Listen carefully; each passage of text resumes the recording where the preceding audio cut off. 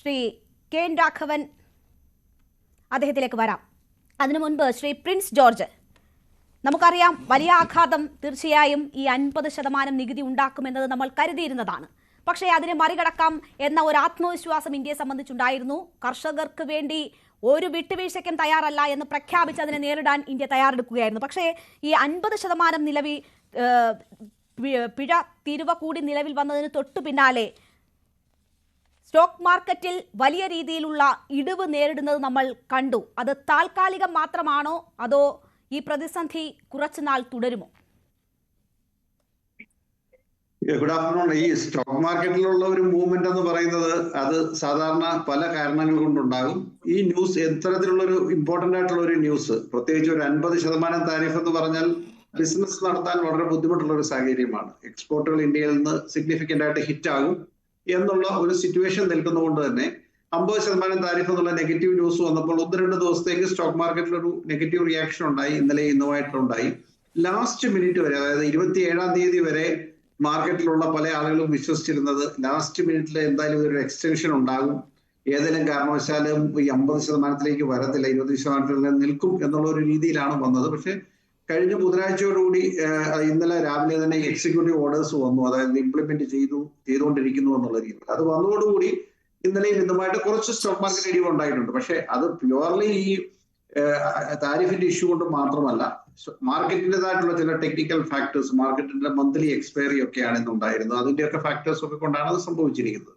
ഇനി ഇതിന്റെ റിയൽ ആയിട്ടുള്ള ഒരു സിറ്റുവേഷൻ പറയുകയാണെങ്കിൽ, ഈ ഇന്ത്യയും യുഎസുമായിട്ടുള്ള ട്രേഡ് ഡീല് ഇപ്പൊ ഈ രീതിയിൽ വന്നപ്പോൾ അതിന് പല രീതിയിലുള്ള റൂമേഴ്സ് മാർക്കറ്റിലുണ്ട്. ഒന്ന്, അതിന്റെ ഒരു പൊളിറ്റിക്കൽ ആംഗിൾ ആണ്. പൊളിറ്റിക്കൽ ആംഗിൾ ഇന്ത്യയെ സംബന്ധിച്ചിടത്തോളം ഫാർമേഴ്സിന്റെ ഒക്കെ പ്രൊട്ടക്ട് ചെയ്യുക എന്നുള്ള ഒരു ഇമേജ് നിലനിർത്തേണ്ടത് ഇന്ത്യ ഗവൺമെന്റും ഇപ്പൊ ഭരിക്കുന്ന പാർട്ടിക്കും എല്ലാവർക്കും വളരെ ഇമ്പോർട്ടന്റ് ആണ്. പ്രത്യേകിച്ചും കുറെ സ്റ്റേറ്റുകൾ ഇലക്ഷൻസ് ഒക്കെ വരുന്ന ഒരു സാഹചര്യത്തിൽ ഇത് വളരെയേറെ നെഗറ്റീവായിട്ട് ബാധിക്കാൻ ചാൻസ് ഉള്ള ഒരു കാര്യമായതുകൊണ്ട് തന്നെ ഗവൺമെന്റ് വളരെ കോഷ്യസ് ആണ് ആ കാര്യത്തിൽ. അപ്പൊ അതാണ് ഒരു പ്രശ്നം. പക്ഷെ അതിനേക്കാളെല്ലാം ഉപരിയായിട്ട് മോഡിയും അല്ലെങ്കിൽ ട്രംപ് പോലെയുള്ള ലീഡേഴ്സിന് ഇടയ്ക്കുള്ള ഒരു ഈഗോ ഇഷ്യൂ ഇതിനകത്ത് ഡെവലപ്പ് ചെയ്തിട്ടുണ്ട് എന്നുള്ളതാണ് മാർക്കറ്റിലുള്ള മറ്റൊരു റൂമർ.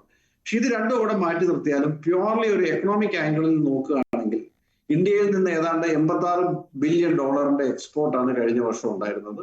ഇമ്പോർട്ട് അറൌണ്ട് $39 ബില്യൺ അതായത് നെറ്റ് നമുക്കൊരു $47 ബില്യൺ സർപ്ലസ് ജനറേറ്റ് ചെയ്ത് തരുന്ന ഒരു ട്രേഡ് സിറ്റുവേഷൻ ആണ് അമേരിക്കയും ഇന്ത്യയുമായിട്ടുള്ളത്. അപ്പൊ ഇന്ത്യക്ക് എപ്പോഴും ഗുണകരമായിട്ടുള്ള ഒരു ട്രേഡാണ്.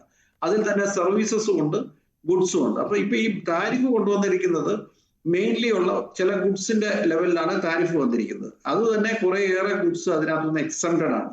അപ്പൊ ആ ഒരു ആംഗിളിൽ നോക്കിയാൽ നമ്മൾ പറയുന്ന പോലെ 50% താരിഫ് മൊത്തത്തിൽ രാജ്യത്തെ ബാധിക്കുമോ എന്ന് ചോദിച്ചാൽ വേറൊരു ആംഗിൾ കൂടെ നോക്കുകയാണെങ്കിൽ ഇപ്പൊ ഇന്ത്യയും റഷ്യയുമായിട്ടുള്ള ഓയിൽ ട്രേഡിലും മറ്റുമൊക്കെ ഒരു $10 ബില്യൺ ഗെയിൻ നമുക്കുണ്ടെന്ന് പറഞ്ഞു. അപ്പൊ നമുക്ക് ഈ $47 ബില്യൺ സർപ്ലസ് ഉണ്ടെന്ന് പറഞ്ഞാൽ ഇത് മുഴുവൻ പ്രോഫിറ്റ് ഒന്നും അല്ലല്ലോ, അതിന്റെ ഒരു ചെറിയ പെർസെന്റേജ് മാത്രമേ പ്രോഫിറ്റ് ഉള്ളൂ. അപ്പം ഈ ട്രേഡ് മൊത്തത്തിൽ ക്യാൻസൽ ആയി പോയാലും രാജ്യത്തെ സംബന്ധിച്ചിടത്തോളം നമുക്ക് ഓയിൽ ട്രേഡിലും മറ്റുമൊക്കെ ഉണ്ടാകുന്ന ഗെയിൻ ഒക്കെ വെച്ച് നോക്കുമ്പോൾ അതൊരു വലിയ ഇമ്പാക്റ്റ് ഇല്ല. പ്രശ്നം എന്താണെന്ന് ചോദിച്ചാൽ ഇത് അഫക്ട് ചെയ്യുന്ന ജോബ്സ് എന്തൊക്കെയാണ്, ഇതുമായിട്ടുള്ള സ്മോൾ ആൻഡ് മീഡിയം എന്റർപ്രൈസസും ഏതൊക്കെ മേഖലകളെയാണ് ഇത് അഫക്ട് ചെയ്യുന്നതെന്നൊക്കെയുള്ളതാണ് ഇതിനകത്ത് ഏറ്റവും ഇമ്പോർട്ടന്റ് ആയിട്ടുള്ള കാര്യം. അപ്പൊ എനിക്ക് ഇതിനകത്ത് കൺക്ലൂഡ് ചെയ്ത് പറയാനുള്ള ഒരു സംഗതി എന്താണ് എന്ന് ചോദിച്ചാൽ, ഈ ട്രേഡ് ഡീലിനെ സംബന്ധിച്ച് ഇതിപ്പോ ഈ ട്രേഡ് ഡീല് 50% എന്നുള്ളത് ഒരിക്കലും സസ്റ്റൈനബിൾ ആയിട്ടുള്ള ഒരു ലെവൽ അല്ല. കാരണം ആ ഒരു ലെവലിൽ നമുക്ക് ഇന്ത്യയിൽ നിന്ന് എക്സ്പോർട്ട് ഒരിക്കലും കോമ്പറ്റേറ്റീവ് ആകത്തില്ല.